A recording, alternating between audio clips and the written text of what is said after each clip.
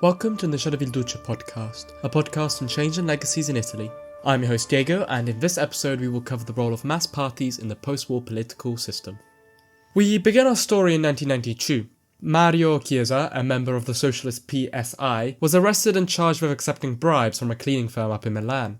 PSI leadership was quick to call him a villain and distance himself from him. Angered at being thrown under the bus, Chiesa began revealing a vast network of corruption, clientelism and patronage that had ruled Italian politics since 1948. In what became known as Mani Pulite, or clean hands, the entire political system was put on trial. Business executives, civil servants, and at one point half of parliament was accused of corruption, taking bribes and general illegality. Over 400 city and town councils were dissolved, and by 1994 the old system had completely collapsed, as new Italian political parties were born. The system of mass parties such as the DC and the PCI that dominated and controlled every corner of political and economic life had ended. Its legacies are many, leaving Italian society and the political world scarred with corruption and distrust.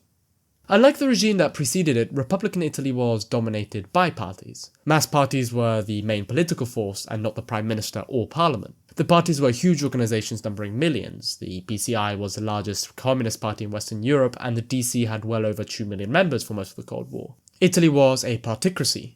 Parties held a monopolistic control over the government process, just as the presidents and parliaments were supposed to do in other systems. In this type of government, the parties chose the head of government through intra-party procedures that reflected intra-party organizations' concerns. The constitutional process dictated that the president would designate the prime minister, who would form a government and then go to parliament for a vote of confidence. However, the party chose the prime minister and most importantly his ministers. Both the legislative and executive branch were dependent on parties for legitimacy and support. Lawmakers were first party members, then legislative officers. The party soon became the place where powers were achieved and fortunes made. It became a tool for upward social mobility. Individual leadership was seen as a threat to party cohesion, and thus a collegial leadership was pursued, where backdoor deals and party summits decided policy.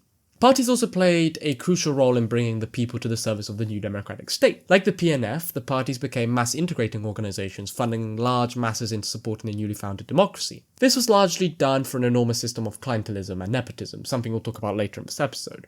Parties dominated due to many reasons, but the main ones are due to the constitution, factionalism, and party identification. The constitution, as discussed last episode, made sure that the prime minister and his powers were weak and limited. The shadow of Mussolini meant that the constitution was created to try and disperse powers as much as possible. This led to a very weak executive. The vacuum was filled by parliament and by extension parties. Factionalism was also rife in this period. It served to undermine the prime minister's power to form government, as factionalism usually meant that governments were short-lived. Since 1945, there have been over 69 governments in Italy. Parties were often divided into factions or correnti, each with their own finances, journals, and organizations. Factions were often regional, linked to pressure groups, or ideological. For example, the DC had serious rivalries between the right conservative factions led by the likes of Anderotti and the centre-left factions led by the likes of Fanfani and Moro. Factionalism was perpetuated by the electoral system and parliament. Electors could express a preference for a particular candidate in the electoral list, since Italy had a proportional representation system. And thus, each candidate had to be beware of rivals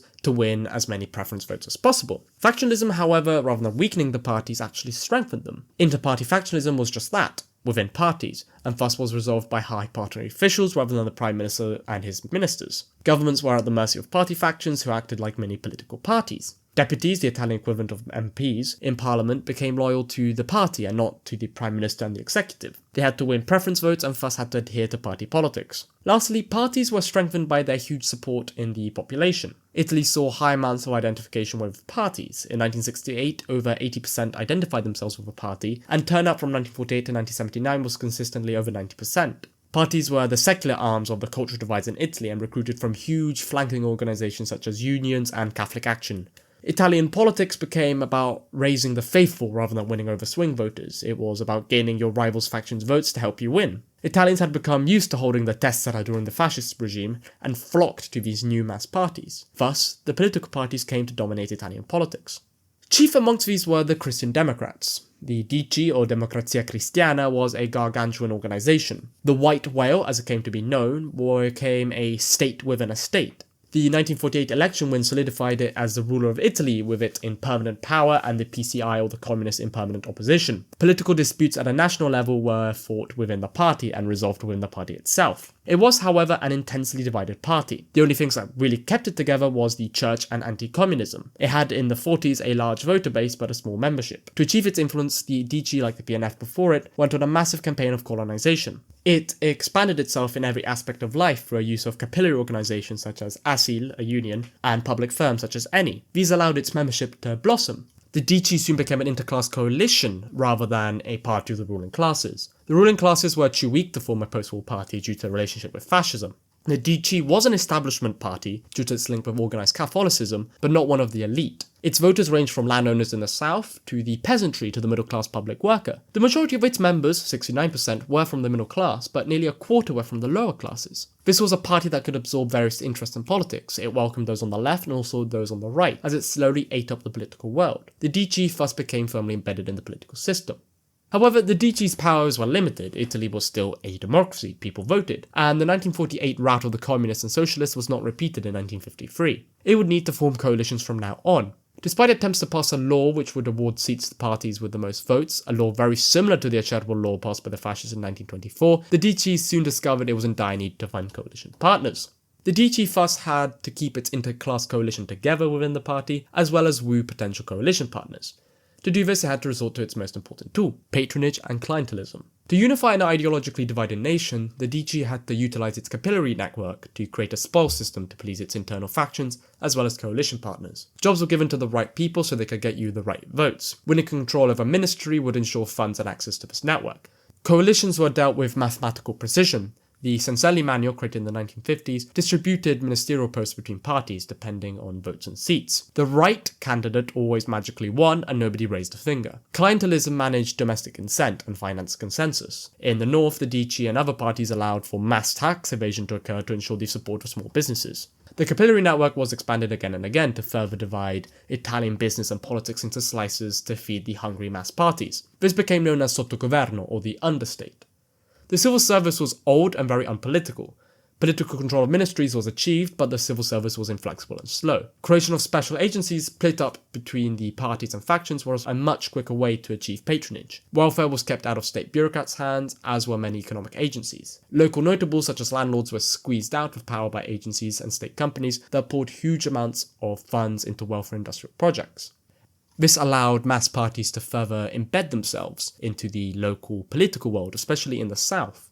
The DC, throughout its history, slowly opened up to this system, especially when the party began to weaken significantly in the 1970s and 80s. The system was opened up in the 1970s when Italy was transformed from a central government into a regional one, with regions having their own elected councils and lawmaking powers. This opened up the system specifically to the communists, who came to dominate local politics, especially in northern and central Italy, for example in Emilia-Romagna in Bologna.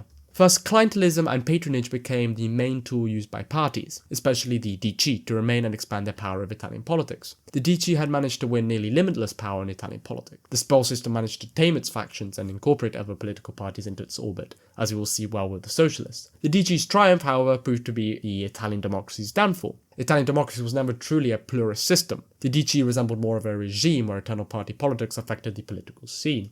The reasons for this are many, but revolve around the Cold War. The 1948 election had broken any sort of consensus between the PCI and the DC. The ideological divide between the two main parties created due to the Cold War meant that the parties could never cooperate fully. The DC was put in permanent power, but more importantly, the PCI was put into permanent opposition.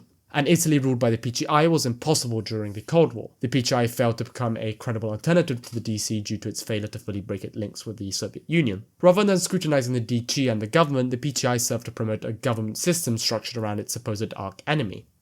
The PCI rarely opposed most DC laws and, as the years dragged on, became more and more involved with the spoil system. The PCI was content with being a presenza or presence in Italian politics. By being present, the PCI hoped to impart the values of socialism and slowly take over Italy. This was the Italian road to communism or socialism. In the 1970s, it and the DC nearly succeeded in becoming coalition partners in a historic compromise, which was, however, struck down by ideological divides. The PCI thus managed to embed itself as the permanent opposition. Both parties benefited from this.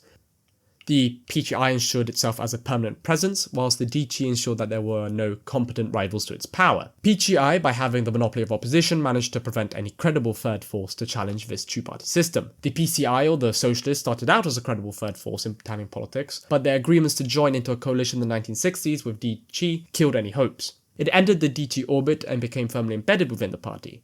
Its traditional Marxist roots were dropped as it moderated to please its coalition partners. Italy did not have a pluralist interest system with multiple groups competing for influence. Interest groups were fragmented along ideological lines and depended on the political system for resources and legitimacy. Unions, for example, depended heavily on the political parties as much as political parties depended on them. Interest groups and organizations such as banks, trade unions, farmers, cooperatives became highly dependent on parliamentary deputies and party members for cash and influence. Organized interests were thus kept under control by both of the main parties, who ensured they would be of service to the state. Thus, the Italian system stabilized around an institutional system that discouraged and controlled electoral competition. Democracy was thus limited substantially. The lack of external challenge led to institutional inertia, nepotism and corruption, and the slow death of Italian democracy. The political class remained largely unchanged. Despite seemingly unstable due to governments constantly falling, the system actually ensured continuity. The same old people kept coming up in cabinet. Anderotti, a very powerful figure on the right of Italian politics, spent his entire adult career in important positions, including being Prime Minister 7 times and being a minister a whopping 33 times. There were no new ideas or programs. Despite this, the system was actually deeply flawed, and the consequence of these issues would prove disastrous not only for Italian democracy but for society as well. The main issue of the system was that it depended on ideological divides that over time weakened significantly. Party identification began to weaken in the 60s and 70s. The social effects of the economic miracle had led to the traditional subcultures such as the church weakening significantly. This was the beginning of a low and slow de-alignment process as membership dropped and their ideological vigour fell. Major parties were no longer able to pursue general demands of the groups that identified with them. Party funding decreased rapidly as membership fees dropped. To survive, the parties redeveloped away from mass parties into a cartel party. A cartel party is a party that utilizes the resources of the state to remain in power. The party split away from civil society and its subcultural base and instead began to plunder the state for their own survival and dominance. Thus, the DC, its allies and the PCI moved away from its capillary organizations, such as unions, and instead, as I said before, began to plunder the state. By utilizing state resources, often illegally, the parties could ensure their continued dominance. A new actor appeared in these times, the business politician. This was someone who linked private business and traditional political mediation with a network of people likely to act illegally, in this case, corruption, extortion, stuff like this. They organized hidden exchanges and became very wealthy and privileged intermediaries between the state, organized interest, and political parties. As one can guess, this led to an incredible amount of corruption. The same agent who took up the task of political mediation also organized its financing. The motivation and skills necessary to become successful in politics quickly changed. Deputies were now chosen not because of their ability to link with the people, leverage support from a certain group of people, but because of their competenza di legalità, or their illegal competency. Business politicians enlarged these illegalities to all sections of the Italian political and economic world.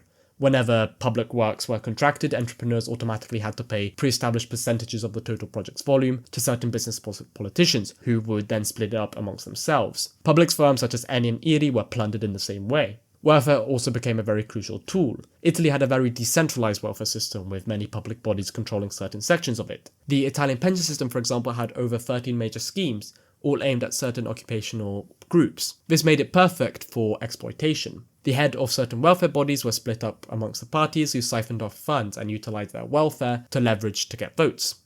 Corruption had existed before this. Sottogoverno, the Spell system, had a fair share of corruption, but it was never encouraged or really institutionalized. The cartel party survived off corruption and first expanded it to every corner of the Italian political, economic and social system. It was a tumour that rotted out the public's trust in the political system, but also doomed Italian's economy. The public spending and debt flew through the roof, and financial responsibility was replaced with the ever-pressing need to please everyone and fill up your own treasury. However, the greatest victim was democracy. Pluralist democracy was fully killed by the institutionalized corruption that embedded the parties into the state. The most egregious case was in 1983, when the socialist Bettino Craxi became prime minister. Despite winning only 11% of the vote, he managed to win the spot of prime minister due to the Christian Democrats' weakness, and the socialists' ability to leverage patronage and influence through less than legal means. Craxi and the PSI took their newfound powers and ravaged Italy. They took gifts from the state, dished out massive tax exemptions, evaded taxes themselves, and spent. The post-war political system represented a full 180 to the fascist regime that preceded it. The PNF had been weakened and subjugated by the state, but in the post-war periods, mass parties came back with a vengeance. The state was what became subjugated. Mass parties became a state within a state and managed to embed themselves into permanent positions through spoils systems and later incredible acts of corruption. Italian democracy was already in crisis just barely after its birth. The dreams of a pluralist democracy where ideas and groups competed was smashed. The legacies and effects of this system are many. Corruption became ingrained and normalised in Italian politics and society, a fact that haunts Italy to this day.